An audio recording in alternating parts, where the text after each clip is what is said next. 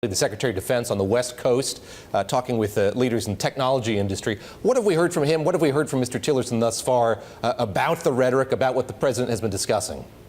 Well, I do think, David, it's notable that Secretary Mattis, the Pentagon chief, is continuing this tour of the U.S. West Coast. He was at Amazon.com facility earlier this week. He's going to be at Google's headquarters later today. He seems to be remaining focused on this technology tour and not jetting back to Washington to help deal with this crisis.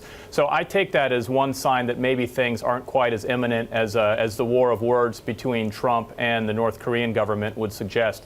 Mattis himself, speaking with reporters yesterday, said that he's very pleased with the diplomatic efforts that have been underway. I think that was a reference to the UN Security Council's unanimous vote on sanctions last weekend.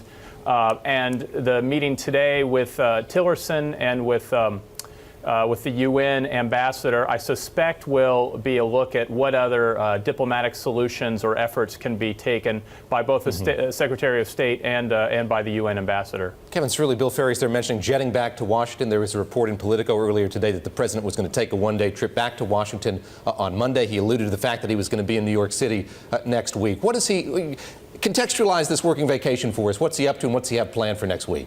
Well, the president has, of course, been discussing and meeting with military officials, David, to discuss, of course, this growing threat of North Korea. He doesn't like to call it a vacation. I don't really know what else to call it. It's a working vacation. Next week, of course, NAFTA negotiations going to be underway as well. And then he is scheduled to be in New York City as well. So, you know, in terms of Washington with Congress on recess, lawmakers, I know you'll be interviewing Representative Brady later this program. They're all going to be headed to California to the Reagan Library to honor the 1986, I believe, anniversary of tax reform. So that'll be underway as well next week.